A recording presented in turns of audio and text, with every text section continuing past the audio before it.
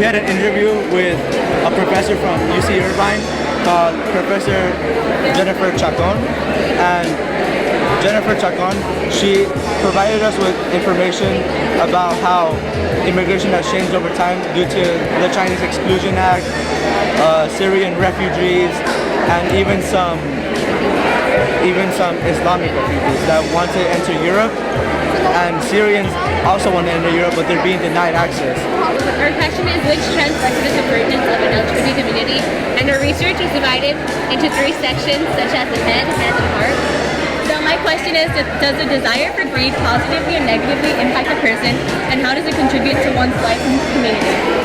He's all green, and he's like kind of chunky, so that represents how he has too much greed, and he seems happy and like successful, but when you turn it around, he's actually sad, and this is like the negative path with like spikes and stuff, and that represents how greed can be negative, and the red and black represents like the dangers of greed.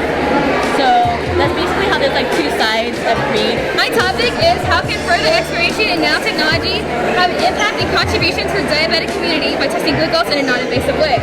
The whole point of my project is to show how nanotechnology can be beneficial to the diabetic community by being able to create a painless and non-invasive and easy way to test our glucose levels.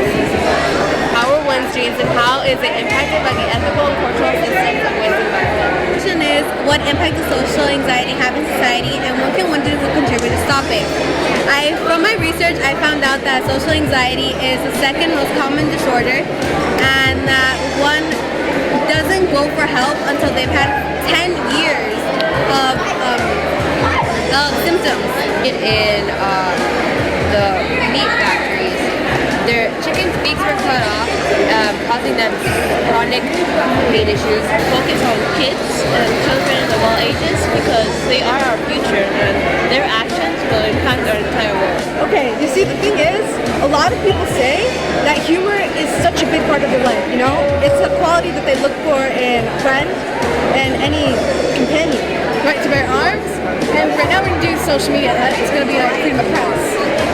So we got down to it was basically prove how nuclear bombs and production have affected different countries throughout the years, economically, politically, naturally, and socially, which contain a nuclear stockpile.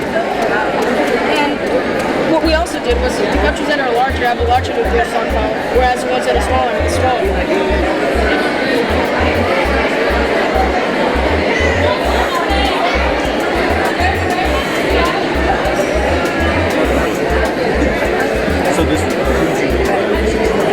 It's a stereotype that girls have to wear skirts and white, men have to wear that suit, and they said that it wasn't normal. Our topic is based on supernatural creatures, and what we found, well, our question is how have cultural traditions impacted the belief of supernatural beings over time? So I thought, I was like, why not bring this as like a symposium like help people? Like, I already made like 2 people cry today. I felt so bad, but like it's a good thing that I actually touched them, you know, like made them feel better and like feel like they have hope. Like they can do things that can actually make them feel better, you know? It's changed over time and what has stayed in. Sin has been in since the 1960s, starting with Twiggy. To kind of connect to why we have a great banana in our project. There's a lot of incidents actually very similar to that.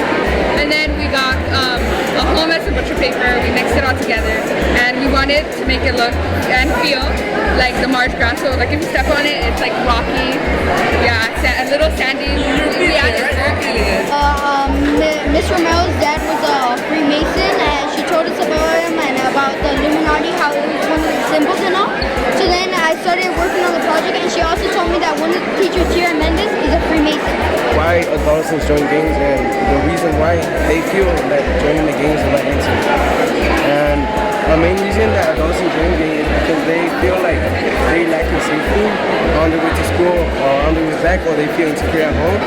And immigrants also don't receive jobs that are well paid and that they can able to make them have a economic benefit for their lives to impact them positively for the migrants. So many immigrants are debating whether it's a good decision to migrate or not. What's so impressive about this process is these ladies and others like them that work so hard. Look at the detail. They don't have to do this. They're good workers, they focus, they take on challenges, and I'm just thrilled to be able to be here to witness this. So this is the amazing right here. This is what makes Symposium amazing. Accomplish that goal and if they want a family and they're thinking of the future, like that diploma is like what's gonna get them a job and to help them maintain themselves and their families. Well, we are so excited to have this year's GATE Symposium, and seeing all the kids' projects, as always, is amazing. Head, hands, and heart. How do we know? How do we do? And how do we make it based on what we believe from our hearts? And that's what makes a difference in the world. So I love it that we're scientists and scholars and we're learning new things, but that we're saying, how do we actually get out there and make a difference in our world? I have not seen so many great projects ever. It's amazing. It's an amazing year. So thank you to all the students and all the staff who made it possible. Well done, Mendez Mustang.